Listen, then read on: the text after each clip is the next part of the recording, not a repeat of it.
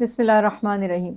اللہ سبحانہ و تعالیٰ نے قرآن پاک میں سب سے زیادہ جو تاکید فرمائی اپنی عبادت اور توحید کے بعد والدین سے حسن سلوک کی، اور والدین میں بھی حسن سلوک میں جس کا درجہ سب سے بڑا ہے وہ ہے ہماری والدہ، ہماری ماں۔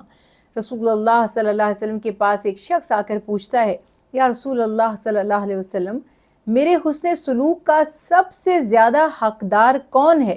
یا بعض روایات میں یوں ہے کہ مجھ پر سب سے زیادہ حق کس کا ہے؟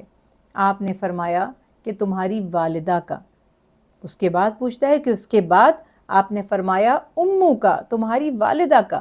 تیسری دفعہ پھر پوچھتا ہے کہ اس کے بعد؟ آپ نے فرمایا تمہاری والدہ کا۔ اور چوتھی مرتبہ جب وہ پوچھتا ہے تو آپ نے فرمایا تمہارے والد کا۔ تو ماں، جس کے بارے میں حدیث مبارکہ میں فرمایا گیا الجنت تحت اقدام الامہات، کہ جنت ماؤں کے قدموں تلے ہے۔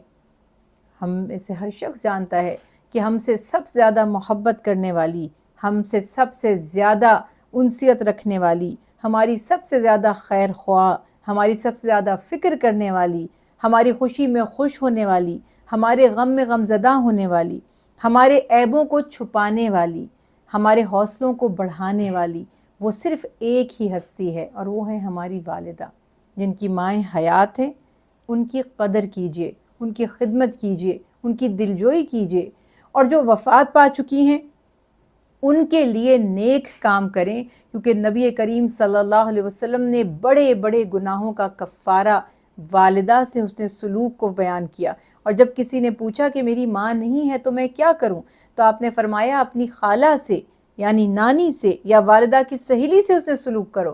تو جو بڑے سے بڑے گناہ معاف ہو جاتے ہیں ماں کی خدمت کرنے سے، ان سے حسن سلوک کرنے سے، یا ان کی دوست سہیلی یا ان کی بہن سے حسن سلوک کرنے سے۔ تو ہمیں سوچنا چاہیے کہ ماں کا ہم پر کتنا حق ہے۔ اور میں تو بس ایک بات جانتی ہوں کہ جو اپنی ماں سے مخلص نہیں ہے، یا جو اپنی ماں سے محبت نہیں کرتا، یا جو اپنی ماں پر بھروسہ نہیں کرتا، یا جو اپنی ماں کو سب سے بڑا خیر خواہ نہیں سمجھتا، تو اس کو جان لینا چاہیے کہ پھر اس ماں کے سوا تو پھر دنیا میں کوئی اس کا اتنا خیر خواہ نہیں ہے۔